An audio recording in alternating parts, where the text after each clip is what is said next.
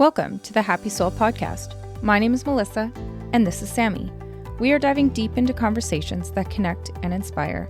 Stories of resilience, triumph, and transformation. Stories that take us to the heart of human connection. Please note that opinions of our guests do not necessarily reflect those of this podcast. Please listen with your kindness and an open mind. Each story shared is authentic and vulnerable. Let's embrace our differences with empathy, knowing every voice enriches us. Together, let's cultivate a community of respect and curiosity. Thank you for listening. Now sit back, relax, and prepare to be inspired. Welcome to the Happy Soul Podcast today, everyone. Today we are here with Cathering Gulinao, who runs the Instagram page Penn the Brave, which is, from my understanding, in honor of her daughter Penn and their story and a cause that they've instilled. And I'm not going to go into that because it is beautiful, and I want Catherine to kind of chat a little bit about that with us. Catherine, I believe, found us because we started talking to Claire, and we started talking about the Childhood Cancer Awareness Month that we are doing coming up, and when this releases is actually going to be the month of, and wanted to share her story. And we are like, absolutely, let's give you the space to share your story and talk about everything. So welcome to the Happy Soul Podcast, Catherine. We are very excited to have you here.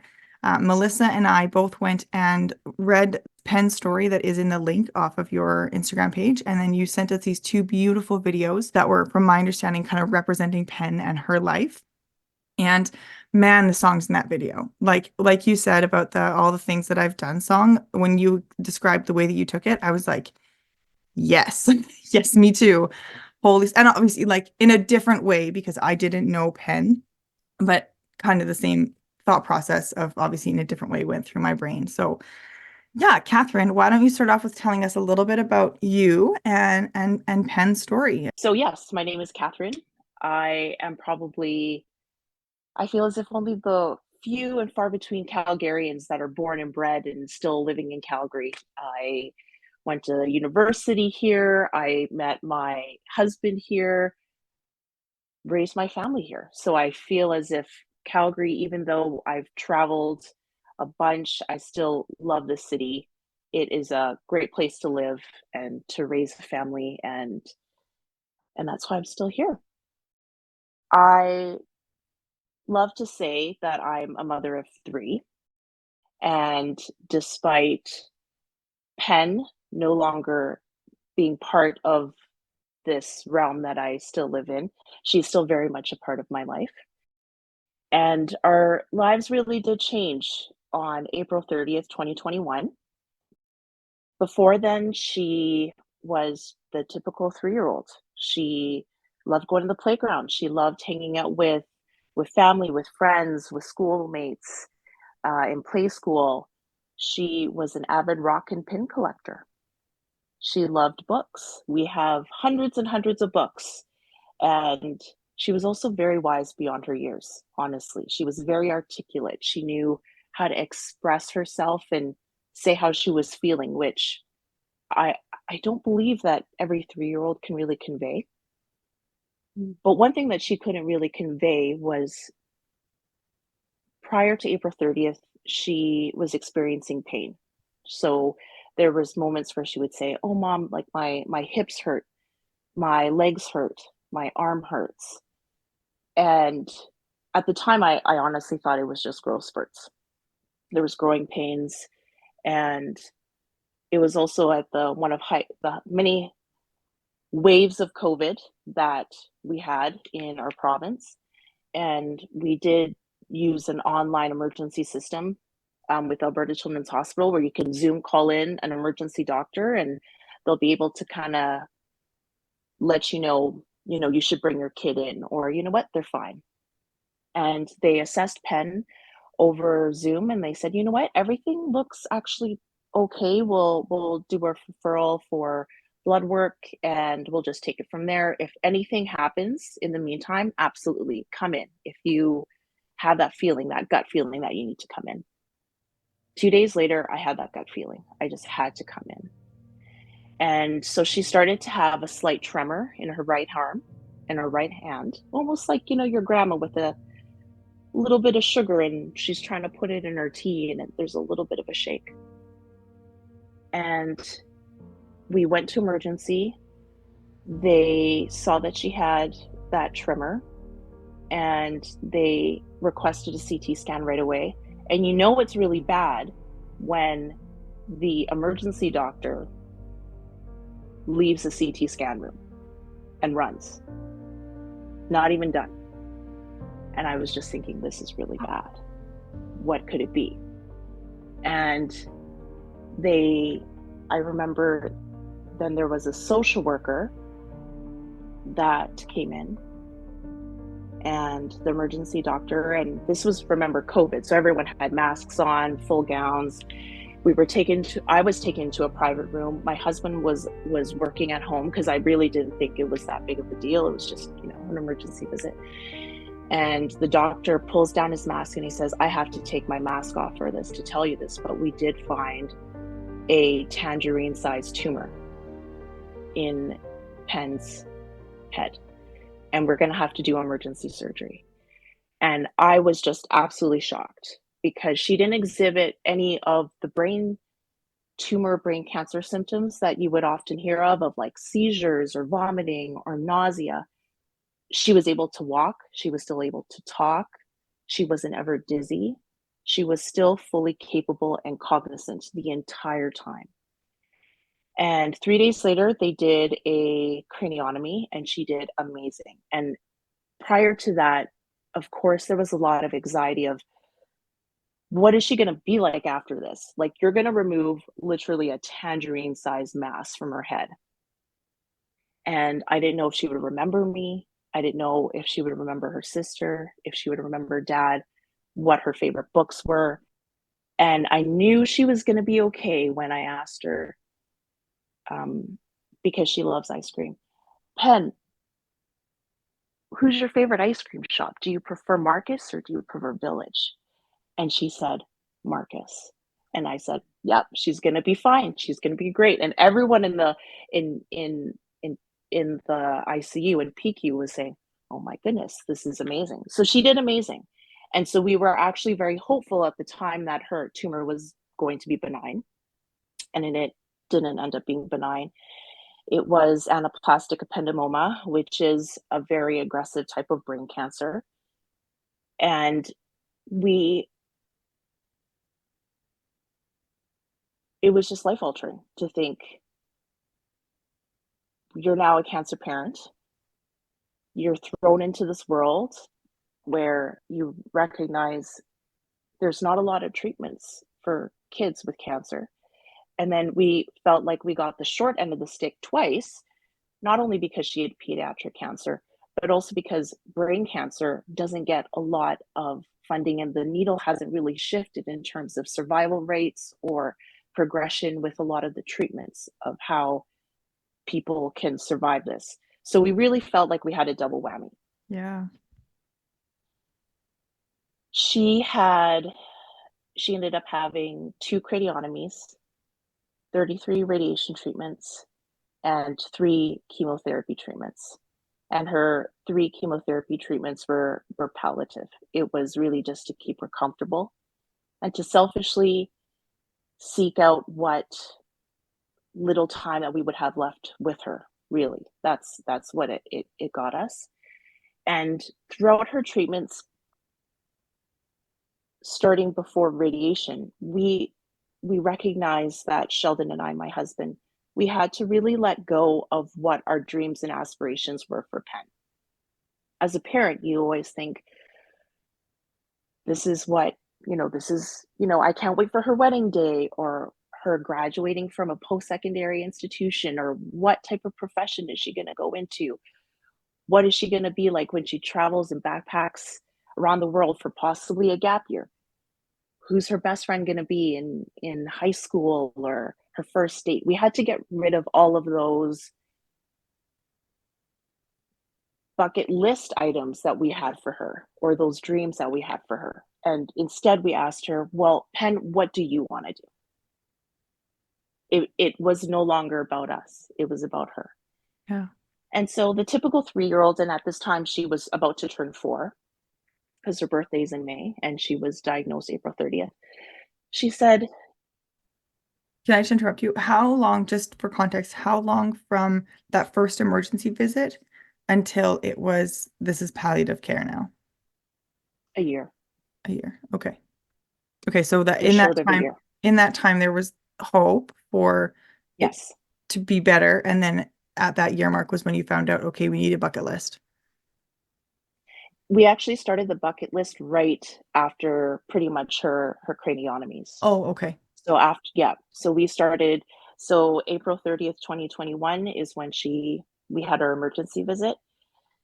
Her first radiation treatment was June something, and that was in 2021, and we already started our bucket list at that time. Okay. Okay, so that was a right away thing. Right Got it. away thing. Okay. Yeah. Okay. So a very typical 3, now 4-year-olds said, well, I want to eat chips every day. I want to have ice cream every day. I want to go to the playground every day. And then, of course, they started to get more elaborate. Well, I really love camping. I want to go camping. And I want to go visit the mountains. And I want to go bike riding with mom and dad and with Paige, who's her older sister. And then they became even more elaborate than that. So she said, well, I love whales. I want to see a whale. And I was thinking, oh gosh, you're undergoing treatment and you want me to go through forest fires and COVID and drive to BC for you to see a whale. Okay. And then the other one was to see Cinderella because her favorite color was blue and Cinderella was her favorite princess. And so throughout treatment, what was a blessing in a way was with COVID, you really got to just tighten your inner circle. So we were really surrounded by really close family and friends. And we got to spend that quality time with Penn as a family on our bike rides to the playground, to the mountains. We did go camping. We did end up going to Victoria and seeing Scratchy, the blue whale. And even though I am so seasick, I cannot tell you. As soon as the boat left the dock, I was looking at the land. I was thinking, I can just swim that. I can totally swim back to land. Like I just can't do this. And then thankfully, we saw a whale 30 minutes into the tour, and the tour was 2 hours. And as soon as we saw Scratchy and I took videos of her with the whale and pics of it, I was thinking, let's turn this boat around. We're done. We've got your bucket list of seeing a whale. And yeah, that was our summer. That was our summer of 2021, which by far was our best summer of just having that quality time with Penn. And even though she was undergoing radiation treatment, she lost a ton of weight. She lost 3/4 of her hair. She was still incredible. She would still be able to do those neighborhood walks. She still got that ice cream. We for sure got her chips at the same time. And we just loved every minute of that. And it was November 2021 where you often get all these regular MRI scans to see, well, how's radiation doing? Did the treatments work? And November looked very, very promising. There was no signs of disease at that time. And we were so very hopeful. Then March 8th, which is International Women's Day, I'll never forget that. That was her next MRI scan. So this was now March 8th, 2022. And they said, yep, that's your regular scan. And we were by her bedside waiting for her to wake up. She had to be sedated for it. And I remember the nurse saying, the doctor will see you soon. And we knew that it wasn't good news. And so the tumor returned. And at that point, they said, there's really no treatments left. The protocol for kids when they have radiation is you can't have radiation past a certain number of treatments within a year. And we still didn't reach past that year of her radiation treatments. So, and it also spread to her spine, the tumors, and it was in multiple spots, so it wasn't possible for surgery. And yeah, it was gut-wrenching to Yeah. think this is it.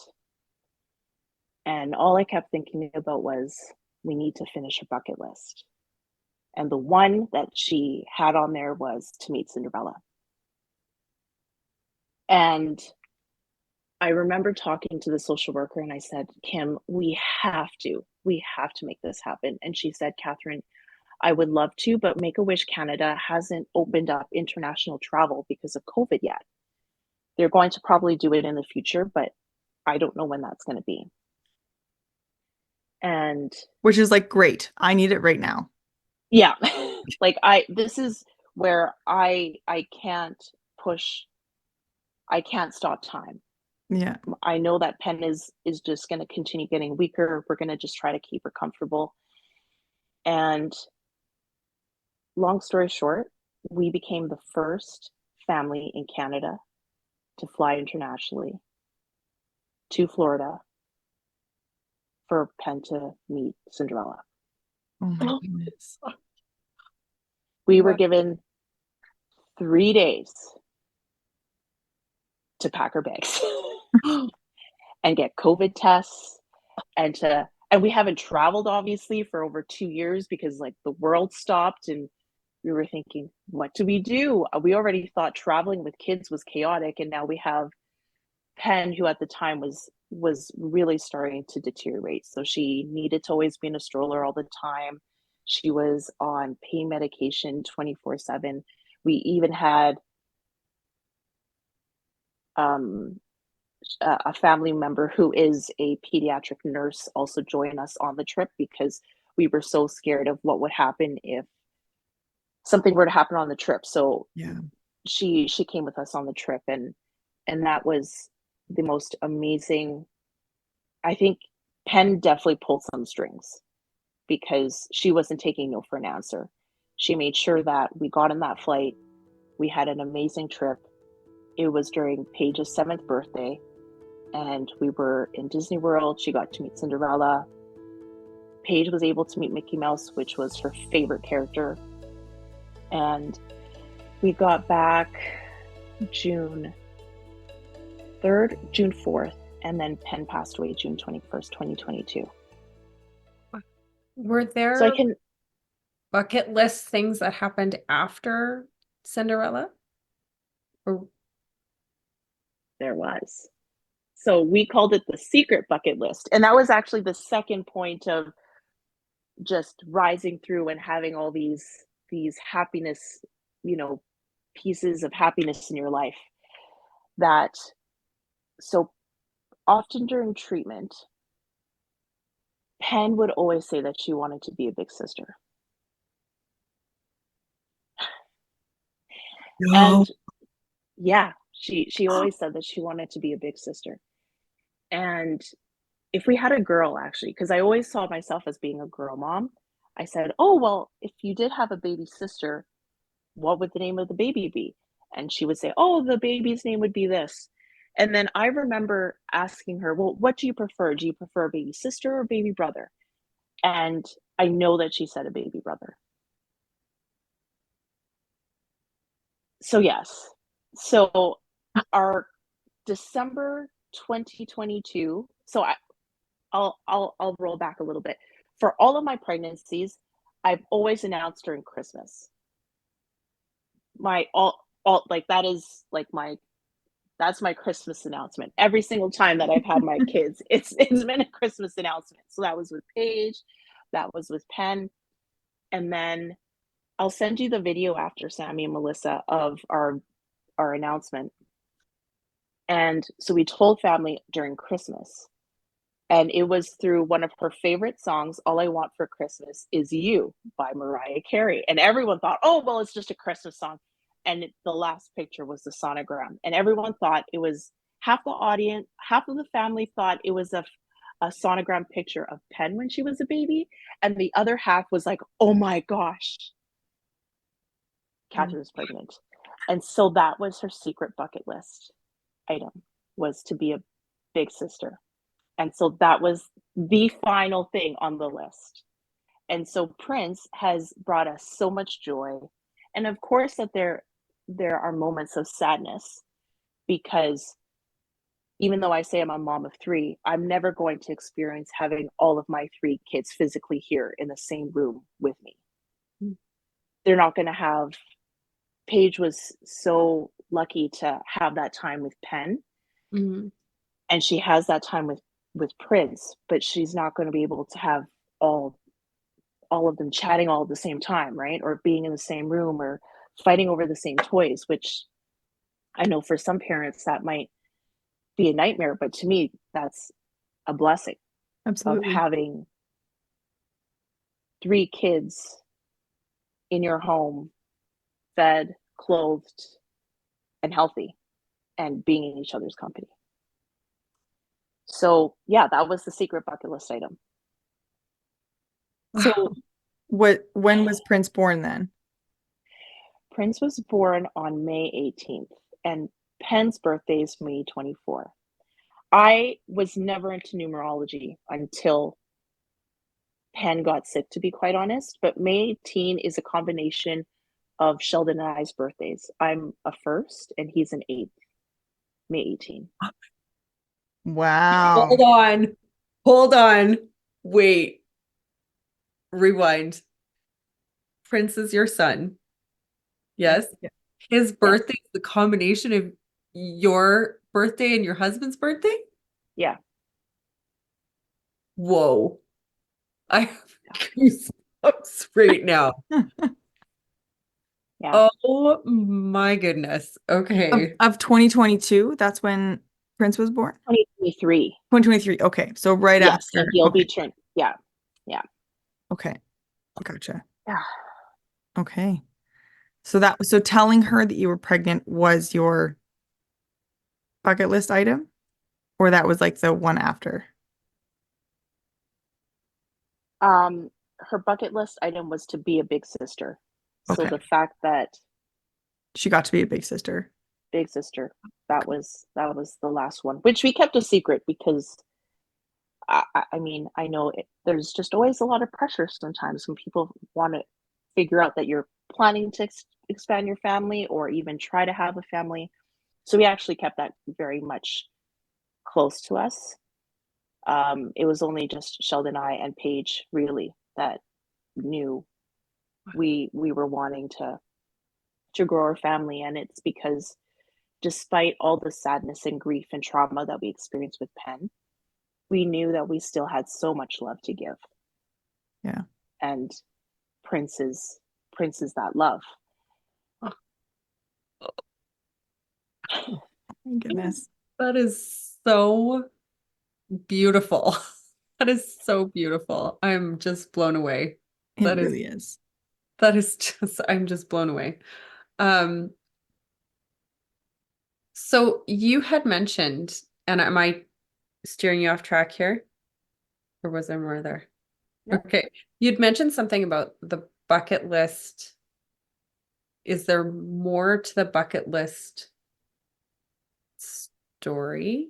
Like, is there more now? Do you make lists now as a family? And Oh, our family is all about lists, and that's why she loves lists. That was something that I passed on to all of my kids, lists.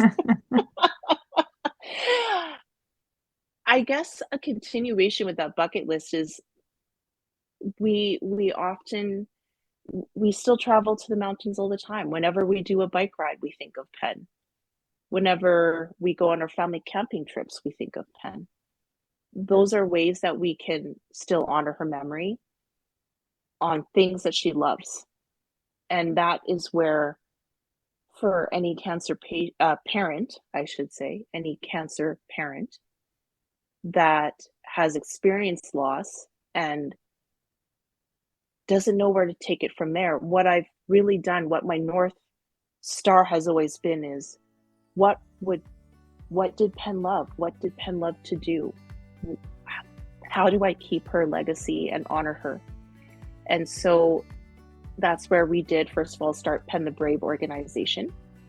We're a charitable organization in Calgary. And our mandate is to bring joy and hope to pediatric oncology families in the Calgary area. And so the joy part is, what did Penn love? She loved books and ice cream. And so we provide books and ice cream to Unit 1 on a regular basis, whether you're an inpatient or outpatient.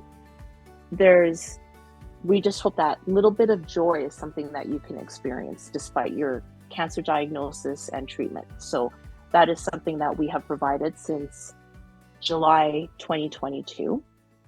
Wow. And speaking of ice cream made by Marcus, they heard about Penn, remember, going back to Made by Marcus versus Village. And her favorite was bubblegum, but they never had a bubblegum flavor because bubblegum ice cream is blue and it had hints of pink. And she knew pink is my favorite color. So they actually made a Penn's bubblegum ice cream in her honor for Brain Cancer Awareness Month in May 2022 when she was still alive. And proceeds went to Brain Tumor Foundation of Canada. That was our wish, that, give whatever proceeds from the ice cream sales to Brain Tumor Foundation of Canada. And yeah, so we were also able to provide those limited edition pints to Unit 1. Wow.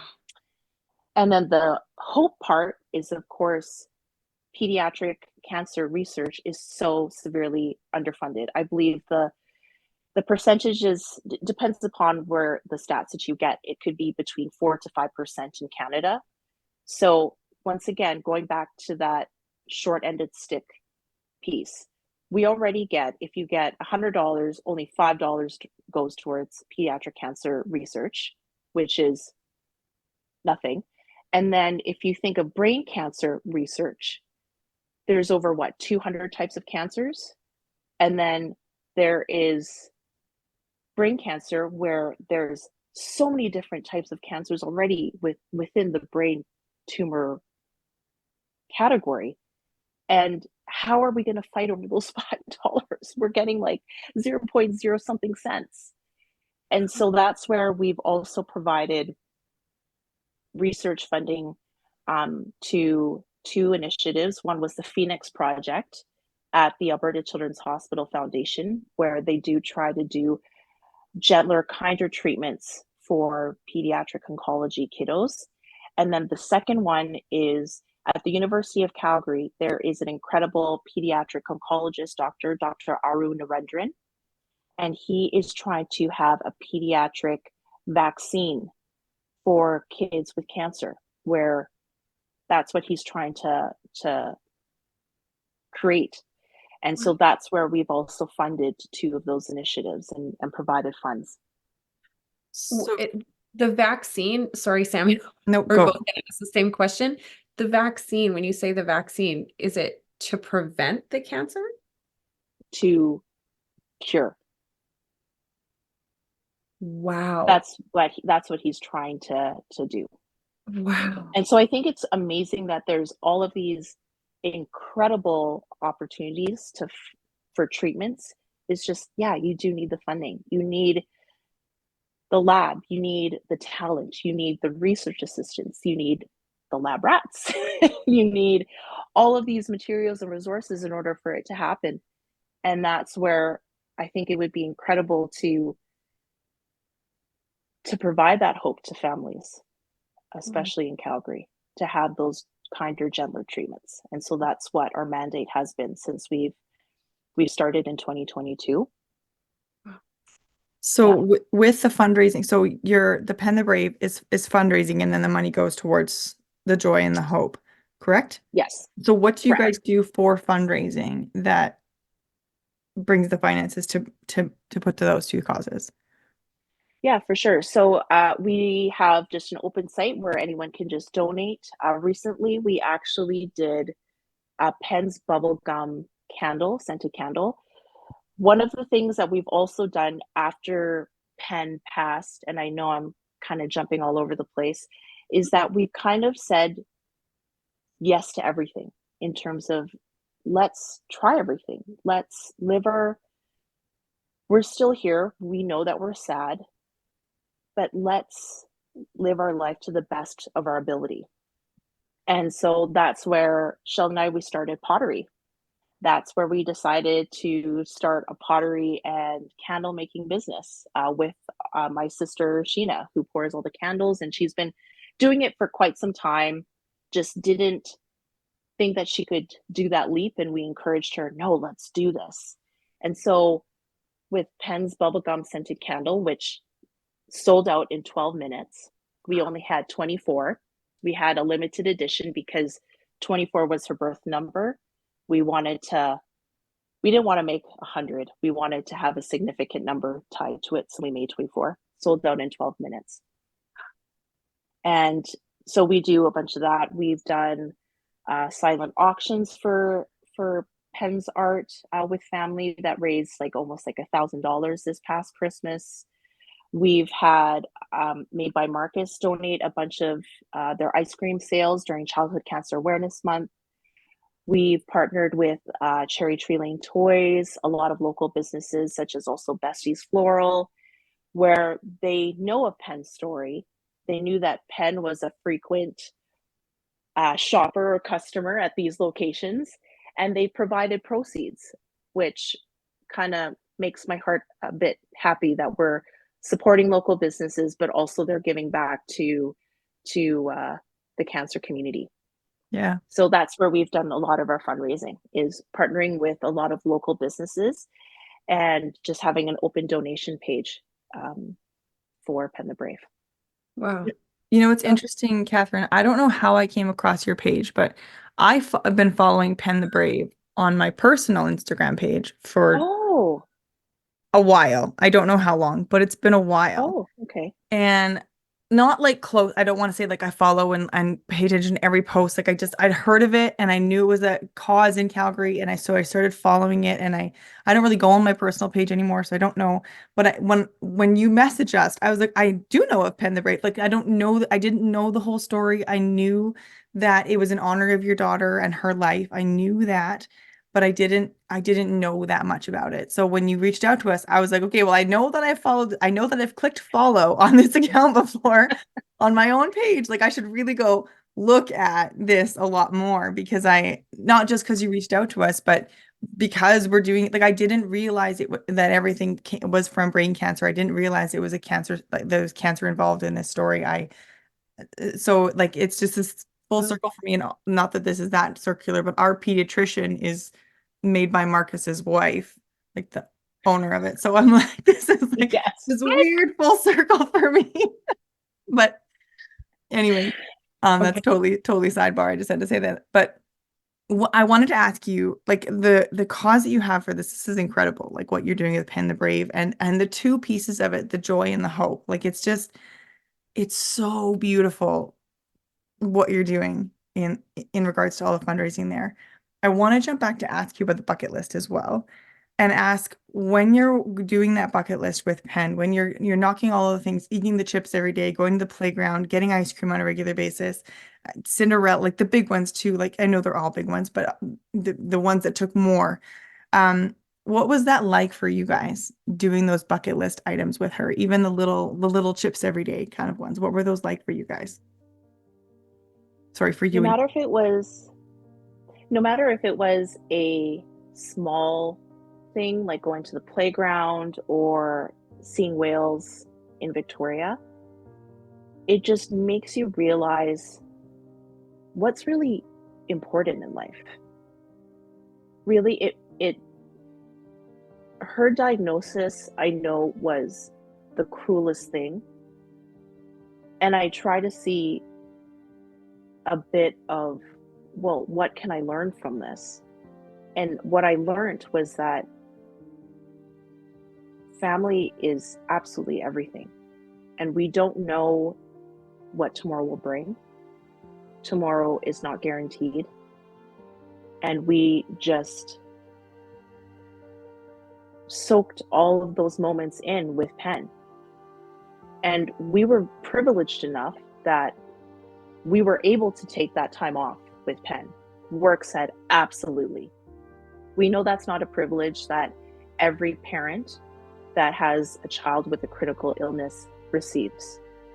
And so our days were filled with either appointments, with treatment, or having those little pieces of joy of let's go to Marcus and get the vegan chocolate fudge brownie ice cream that you love. Yeah. Because they don't have blue ice cream. I'm sorry, Penn. They don't have bubblegum ice cream. And so that's what we did. We just soaked it all in. And we just loved having that quality family time. And we didn't know it at the time that it would be the last. Of course, for sure, with Cinderella, we knew that that was pretty emotional because we knew that that was not something that we would be able to experience with her again.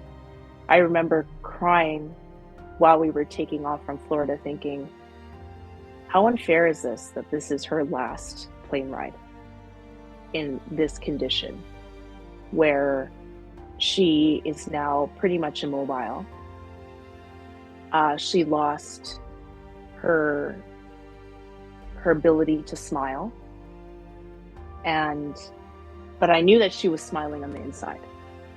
And so that's where we really just tried to soak it all in, every single moment.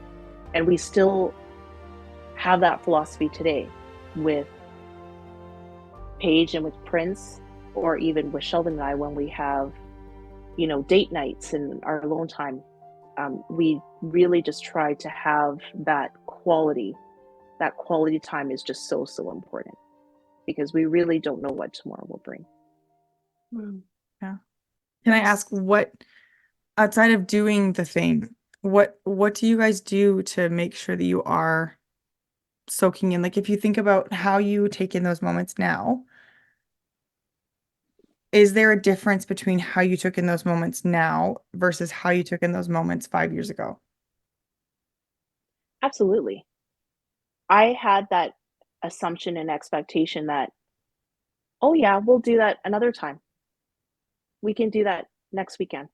We can do that next year.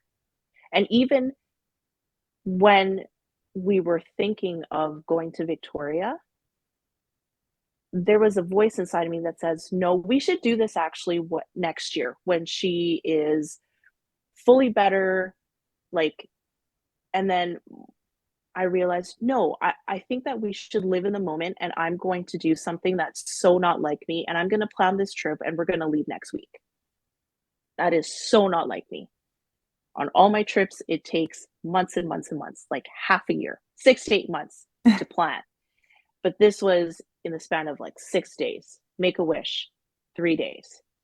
And so that's where you really have to shift. You have to really shift and recalibrate how you see things, because tomorrow really isn't guaranteed. And that was my assumption prior to all of this. Can you give like a real life example of something that maybe 5 years ago, if Paige is your older daughter's name, right? That Paige maybe would have said, Mom, let's go do this. And you would have said, we'll do it next weekend. And now if she says, Mom, let's go do this, you're like, yeah, let's do it. Like, can you give a real life example of something that maybe that would be? So I'm a stickler for school. I think that you should always go to school. And sometimes if she had an off day, I'd be like, no, you're going to school. There's no way that you're missing it. Today, totally different. Today, we actually had an opportunity to do a Crave photo shoot for their Mother's Day campaign. Ooh. And I said, Paige, you're playing hooky today. You're totally not going to school. We're going to go to this photo shoot, and then we're going to get McDonald's, and then we're going to watch TV in the afternoon, and we're going to have some quality time. And before, she would be sometimes, I don't want to go to play school. I don't feel like it today. I mean, everyone has off days. Mm-hmm. And I now recognize that, even if you're at the time 4, 5, 6. So yeah, that's something that has definitely shifted. I also think just as a family, before we would always say, oh yeah, we'll take that trip when the kids are this age, or when the kids are able to do this, or they're able to do that. And that to me it is one of my regrets. It is one of my biggest regrets, because then COVID happened. We weren't able to do a lot of those things. So yeah, I really do shift my mindset. When Penn died, I knew that we had to even get away. We had to now figure out and exist as a family of 3. We were surrounded by so much love, with family, with friends. We have a very huge family in Calgary. And I knew that we just had to figure things out on our own. This is going to give you goosebumps, Melissa. We knew we had to go away. We didn't know where. Sheldon and I, we both said it could be anywhere in the world. But we had to have a strong feeling of this is where we were supposed to go. So our favorite place is Paris. And then Sheldon said, "Oh, no." And I said, "No, I'm not really feeling Paris. I'm not feeling Paris." And then someone said, "Portland. Why didn't you go to Portland, Oregon? That would be kind of chill, relax, cool." And I was like, not feeling Portland either. And there was all these places. There was a ton. I think Japan was one of them. And then my brother Chris, who was very close to Penn, said, "What about the Maritimes?" And I said, Maritimes have never been on my list. Not that I have anything against the Maritimes, the Maritime provinces, but I feel like we need to go to the Maritimes. So we flew to Nova Scotia about not even 2 weeks after Penn passed. And then we were in Halifax for a little bit, and then we drove to Prince Edward Island. And Penn's favorite animal was the fox. She had a jelly cat stuffy called Dox the fox. She named that fox when she was a baby. I can show you pictures of this fox she had since she was a newborn. Anyways, we went to PEI. We were on the main street, and we checked into our hotel, and we had a few hours before all the shops closed. We went into a chocolate store, and we just stopped because we were just like, are we in a chocolate store? Because right now all I see are stuffed foxes, like stuffed toy foxes. And I thought I was being pranked.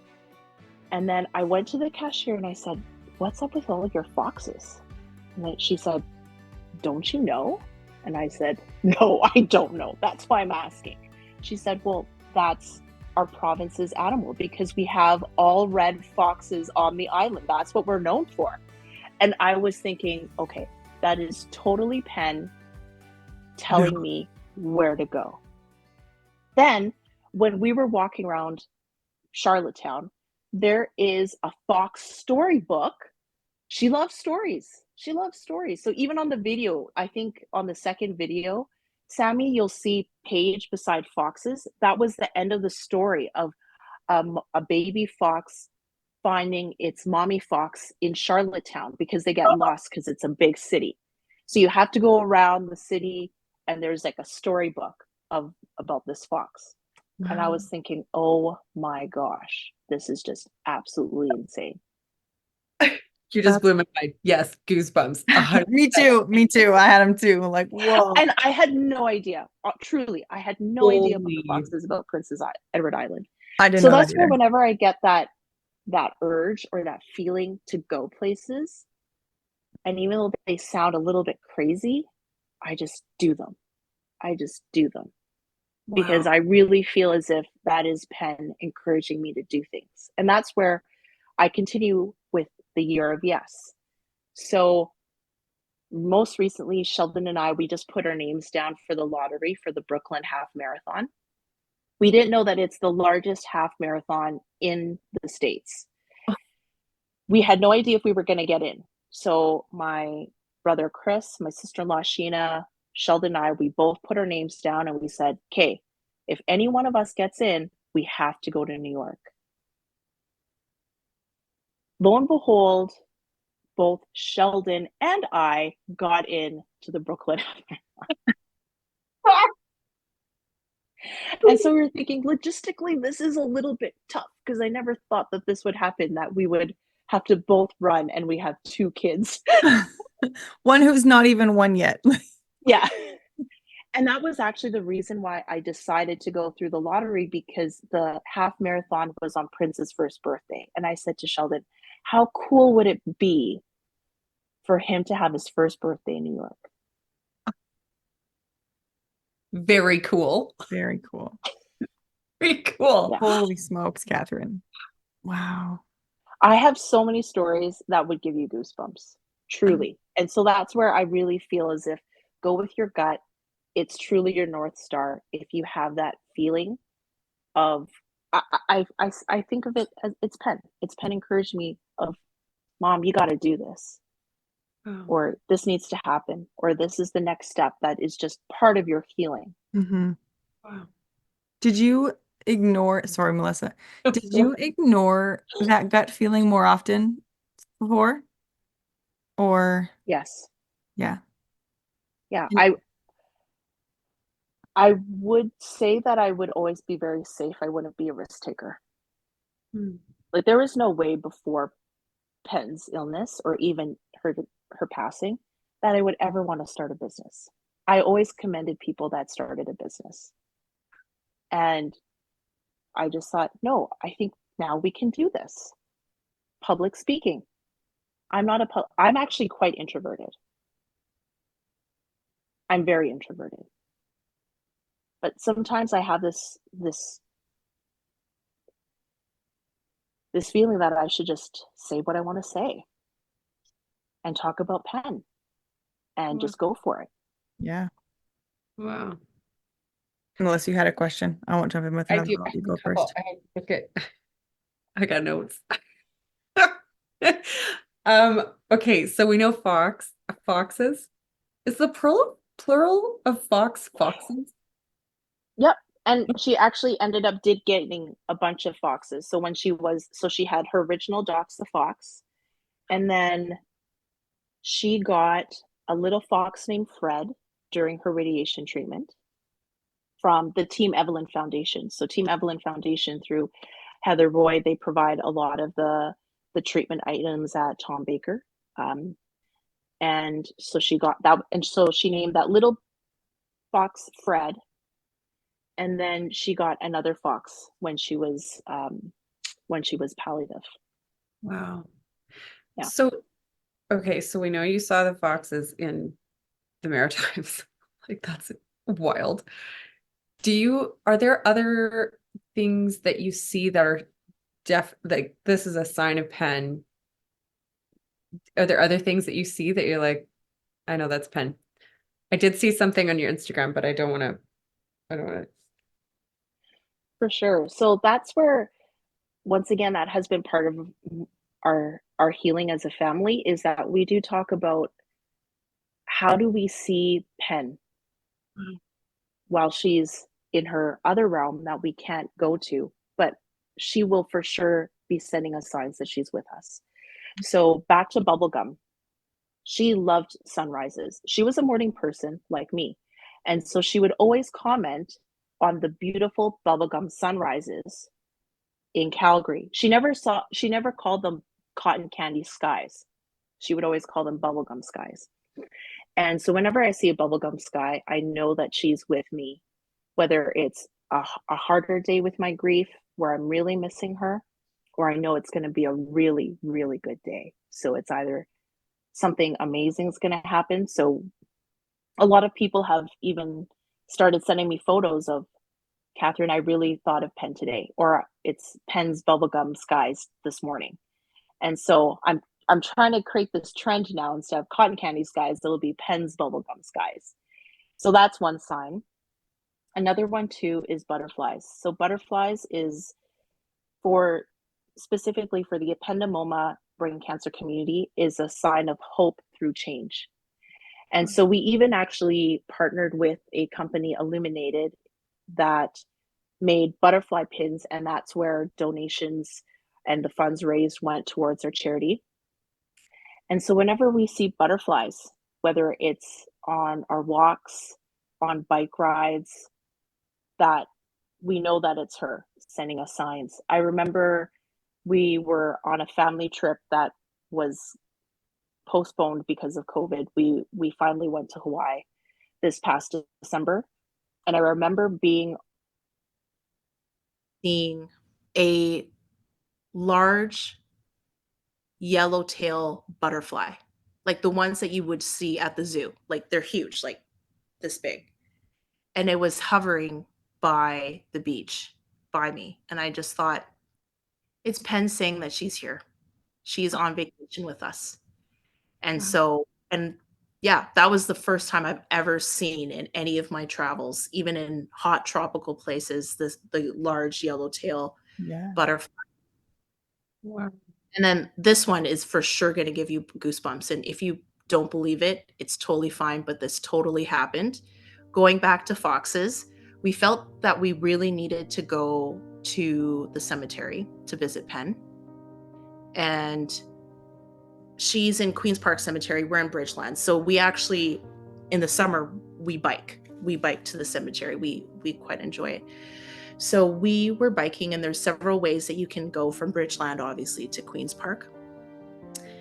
And we decided to take the route where there was, for traffic calming, there was an artist that painted all of these different animals on 8th Ave riding bikes.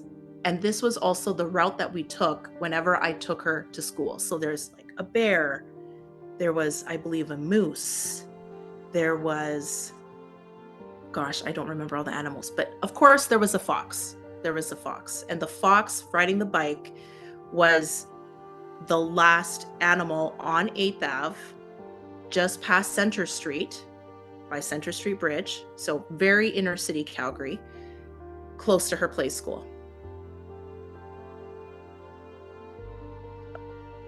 There was a fox, a real life fox, crossed on where the painting of the fox is. And Sheldon was in front of me and I was behind, and Paige was in the chariot with him. And he looked back at me and I was just jaw dropped. And he thought, "Are you seeing what I'm seeing?" And I said, "Absolutely." That was totally Penn saying, "I'm with you.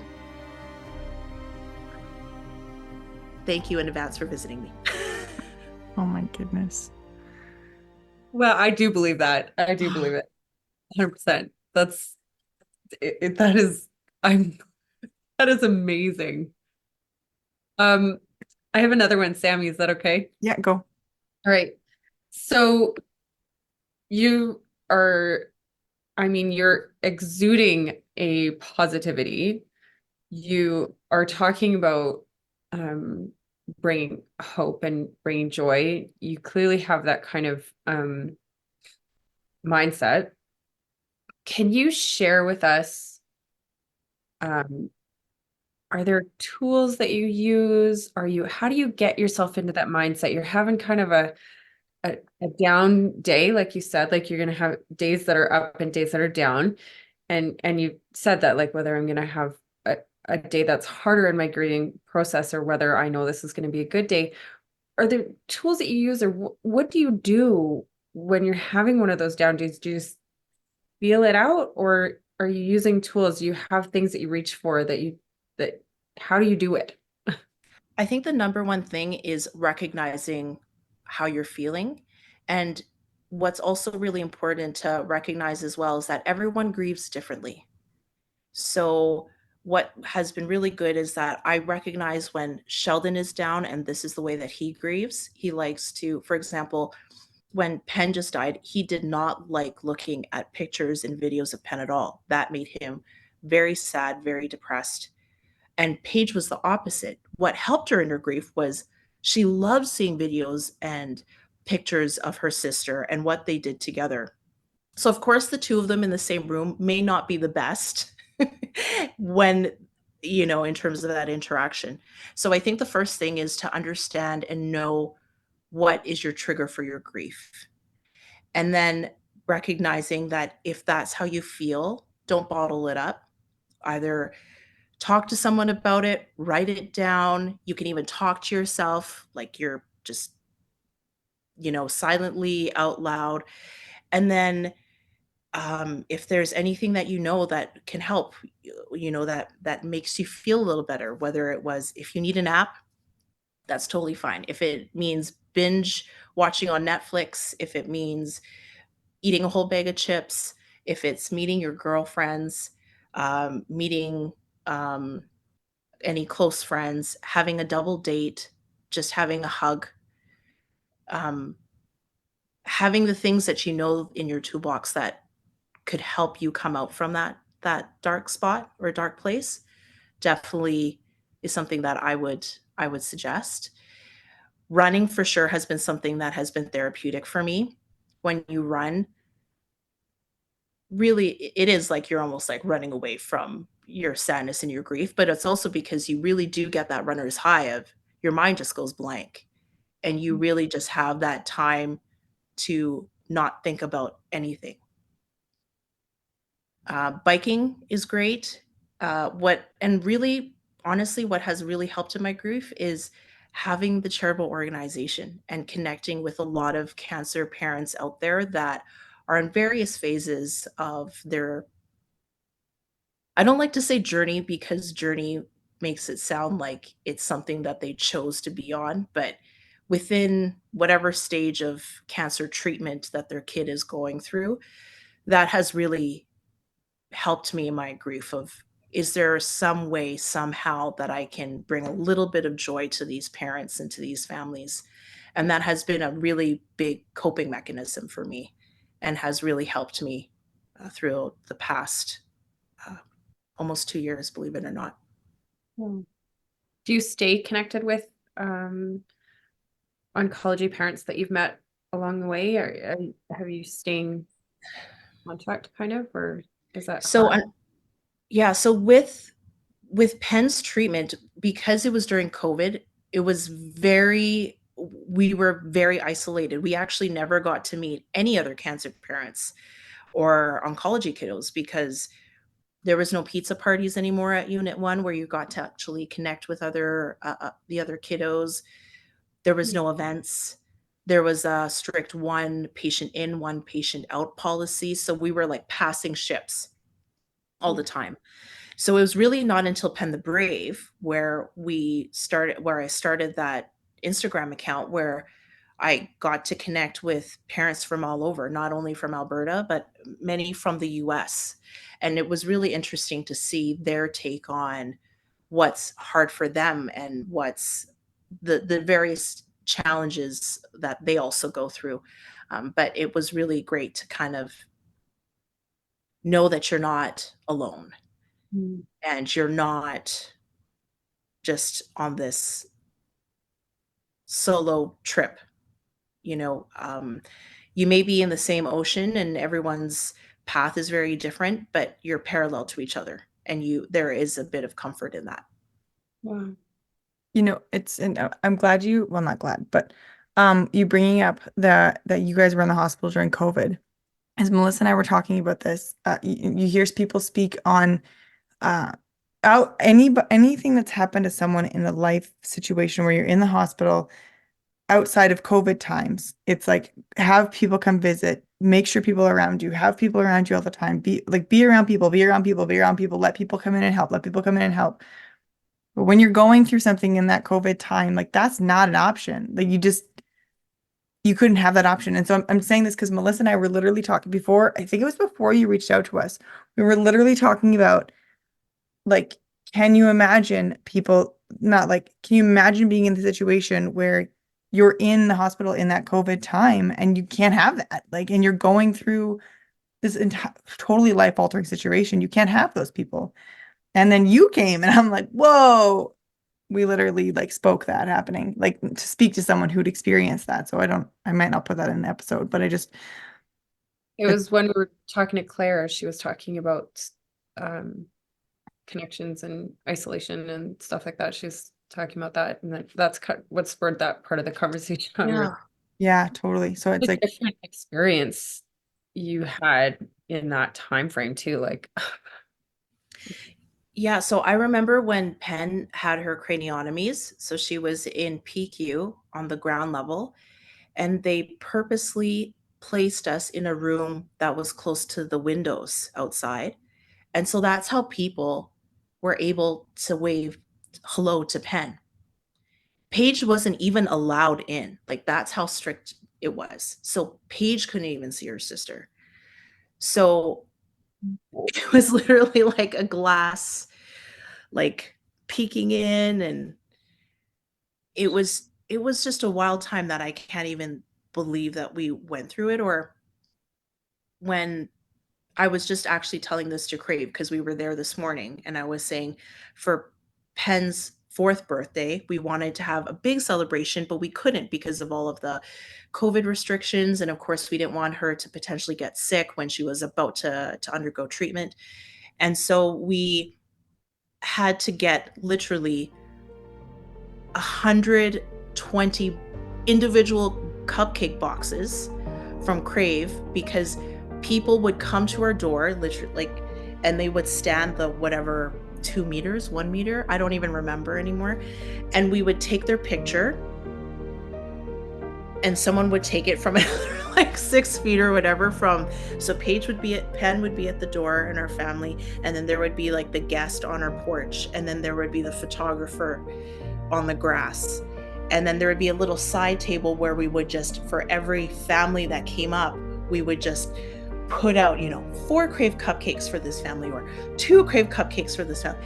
And I was just thinking, how bizarre was that time of they couldn't hug, they couldn't have that, that connection.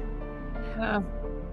But yeah, there was over 100 people that came to our door, and just to say hi to Penn, and we knew that that was something that family and friends really wanted to do, and that's what we did. We had this blue balloon arch that a friend did for us, and yeah, we just had a side table, and thanks for stopping by and saying hi to Penn on her birthday. Here's a Crave cupcake. But like so beautiful for Penn. And Yes, and for I know sure. that like what you're saying, it wasn't exactly what you would have ideally had for her 4th birthday, but she got to open the door and do this with every person versus, Yeah. we could have done nothing because it was COVID, right? Totally. So Yeah. super beautiful. I want to ask, speaking on like the saying yes to everything, and I don't know that balance is the right word, but for lack of a better term, balance, like the idea of on Penn's bucket list was eating a bag of chips every single day. Going through life, is that necessarily something to say yes to? So like how, in that regard, like I think on the outside you can hear like we say yes to everything now. And it's like, well, do you know what I mean? Is it actually yes to everything? Like this is just what we do. Everything is yes. Or is it okay, there has to be that, but we still have to live like we are going to live in certain regards. Yeah, and I think I guess I should rephrase that when I say the year of yes, obviously where it's not harming me. Mm-hmm. Obviously, I know that eating a bag of chips or a pint of ice cream every single day is not good for my health. Everything that I have said, it has been something that I could say I'm really proud of. That's something that I know it's providing growth for me as an individual. I'm learning. I'm I'm able to say I'm really proud that I'm able to build this, or I'm able to accomplish this, or that I've learned this new skill. And hopefully that is something that Paige and Prince can also see, that it doesn't matter where you are in your life, whether you're 38 like myself or you're 60 or whatever age, you can do it. You can try it. What's the worst that can happen? Mm-hmm. Right? Like it's a no. Or, when we started pottery, you put a hole in your pot. Well, let's just try again. Totally. And so or if we didn't get into the Brooklyn Half Marathon, let's try again next year if that's something, or maybe we were meant to do something else or meant to do something different. So that's where, for sure, it's something that is healthy, that will bring us growth, happiness. That's what I That makes sense. should So have said. no, I don't even think you necessarily said, you said yes all the time. You said the year of yes, but then when you were talking about saying yes to things more often and not putting things off. I was curious as to what that definition is, because in my head, like I'm thinking of my kids who every day ask for chocolate, and I'm like, okay, like you can have a little bit every day. You can't say yes to chocolate every single day all the time, right? You have to eat some protein and fats, like, Yeah, you no, know. for sure. And I know that Absolutely. that's not what you were saying. I was just curious, like how you, what it was that you said, like what your line was that was your definitive. These things are always yeses. These things we still have to make sure we're taking care of ourselves in. And so that was a beautiful answer, and a really beautiful way of thinking of it and explaining it and living in it is this moving us forward? Is this a good thing? Am I going to be proud of this? Is this still, if I want to do it, not I'll do it later. It needs to be now, as long as it's still benefiting that, like healthy wise and everything like that. It's not detrimental. That's what I'm trying to say. Yeah.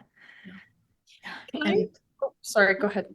No, go ahead. and I think too, the last point that I wanted to say about the whole year of yeses, I often still think, would Penn be proud of me? Is this something that would make Penn proud? Oh, goosebumps. Whoa. Wow. That's Yeah. wow. I think the way that you are living your life right now is nothing short of incredible, honestly. I Yeah. do. Wow. Not to say that everyone has to live the way that I'm living. I'm not saying I don't mean to make people feel bad, or I think I think just sharing my story, I just want not only cancer parents to know this, but it's more of, we are here. We have this life, and I don't want to live each day, each year, just waiting for time to pass for me to pass on to the next world to be with Penn. I'm here for a reason, and I know that that 5-year-old Penn would just not want me to be sad.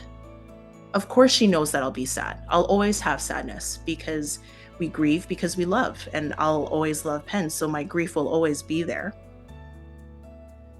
But I know that she just ultimately does not want me to be sad. And she wants me to live my life. This is going to sound so corny, but it really is almost like Jack from the Titanic, right? It really is. Like, she lived her life. She lived her life full and great in the last like 2 minutes of the Titanic movie. And that's where I almost feel like where Penn is really like Jack. Like, she really wants me to just live my life to the best and fullest of her ability. And that's what I intend to do. And that is my promise to her. Yeah. I mean, I think telling your story, like you're saying, is like you said, not that everybody needs to live like you, but it can help people, because like you said, everybody deals with grief differently. Everybody has different grief that they're going through. And some of us can get stuck in it, and we don't know how to keep going. We don't know how to move forward. And so hearing the story of someone who does keep going and does move forward and does, you bring Penn into everything that you do. She is there with everything that you do. She's a piece of it. And I think that when we lose, we can get stuck in they're there and I'm here, instead of how can I bring them here and keep going? Because like you said, not only would they not want you to live not live because they're not present with you, but also for yourself, if you got to the end of your life and you look back and said, I I let my whole life go without living it because of something that happened, instead of letting that thing drive me to live life. And that's so much easier said than done. That is not meant to be like it's a simple thing, just do it. But you telling your story can help people do that, because they're good. You've said so many beautiful things today, Catherine, that I know are going to inspire and encourage people and give hope. And I mean, you're already giving joy and hope in so many different ways, and now you're doing it in another way as well. And it's just beautiful. So I so appreciate you being here, but I know Melissa has a question. So I do. I'm like, it's kind of going backwards a little bit, and I don't know, maybe we'll pop it in there where it makes sense and maybe not, and I don't want to keep you too long either, because I know we're kind of taking you way far into the night. But I Yeah. want to ask, I'm so curious about this. We talked with Claire about this. We talked with you about this at the beginning, how underfunded childhood cancer is, and how do they decide where the money goes? Like, how you're saying, like, when you were talking about the $5 bill and how it gets split up and how underfunded specifically the brain cancer is in childhood cancer, how do they decide this cancer gets this much money, this one, how do they do that? You know what? I actually don't know the the logistics of where funding is being dispersed. Okay.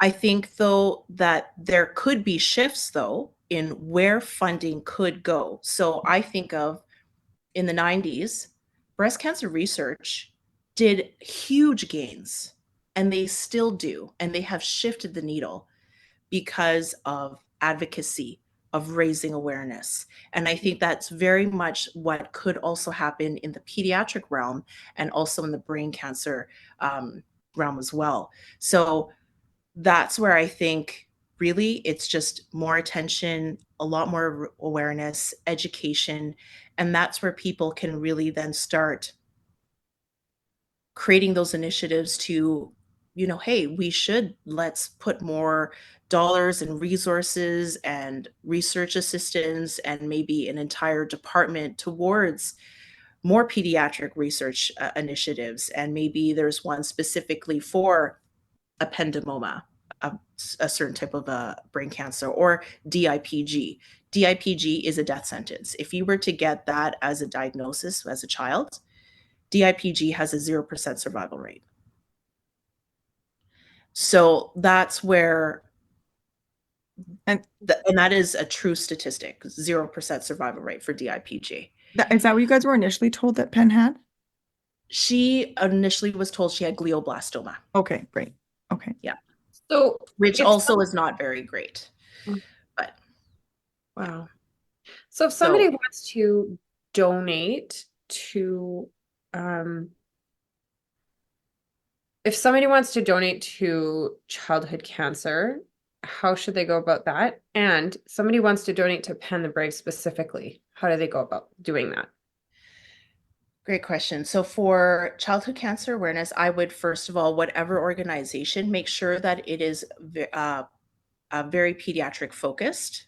Sometimes that with very large organizations, they really still focus on adult centric research initiatives. So I would really focus on any childhood cancer awareness type of organizations that have said specifically, we fund pediatric research initiatives. For sure, one of them, Alberta Children's Hospital Foundation, very pediatric centric. Phoenix is one of them, gentler, kinder treatments. Please don't ask me what the acronym is. I never remember, but that is one for sure that I would highly suggest. If you were to look at for Brain Cancer Canada, they're all about researching treatments. I did advocate last year. They had a grant of $100,000. I said, it does not matter where this grant goes towards. We know that brain cancer treatments are very severely underfunded. It just needs to be for pediatrics. It needs to go towards a pediatric related research initiative. And that's what they did. It is actually for DIPG at Sick Kids Toronto, which I'm really happy about. So those are two that I would say on top of my head that are very research focused on pediatrics. And then for Penn the Brave organization, pennthebrave.org. If you hop onto there on the link, there's a donate, and you'll see that we've, what our mandate is. It says on there in a bit of Penn's story that we bring joy and hope to pediatric oncology families within the Calgary area. And that's through books and ice cream, and then also helping research initiatives that are pediatric focused in Calgary as well. Amazing. Amazing. Awesome. Is there any, and Sammy, jump in here if I'm taking this train. But is there anything else you want to tell us about Penn? Like, is there anything else that you wanted to share about Penn?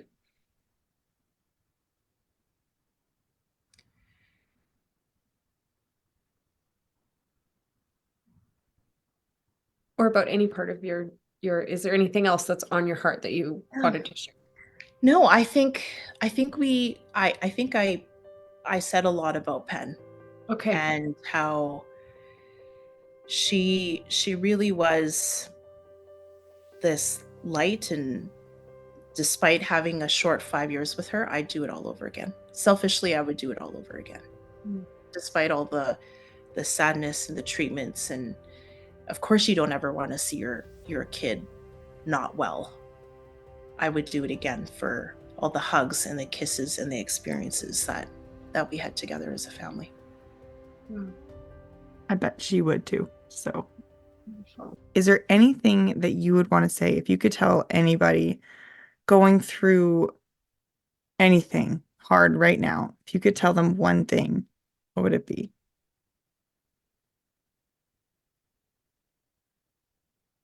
Take it one step at a time. It can't even be one day at a time. Every hour of your day, there could be ebbs and flows of how you feel. 1 minute you could be fine, and the next minute you can hear a song while you're in the mall, and it reminds you of your loved one, and you could just start bawling. So just take one step at a time. Be kind to yourself, and know that you're here, and there's a reason for that. And that's where you just end up just living and just taking that step each and every day. Oh my goodness, Catherine. That's so beautiful and important for people to hear. I just again want to echo that we're just so grateful for you sharing your story and coming to us and asking to share your story. And it's been a pleasure to chat with you. Honestly, I admire you and your bravery and your outlook. You're very inspirational, and I'm just really grateful to spend this time with you and for you to spend this time with us and to share your story. And we will do our best to spread some light and joy in Penn's honor. And we'll continue to kind of spread that word as much as we can. We're just super grateful. Yeah, thank you so much, Catherine, for Yes, reaching out, for sharing so much. Yeah, thank you so much for the opportunity and being able to do my first podcast. Thank you so much for joining us today. We hope you enjoyed it as much as we did. To help support the growth of this podcast, please feel free to leave us a review, follow us on socials, or recommend us to your friends. Your support honestly means the world to us. With love, Sammy and Melissa.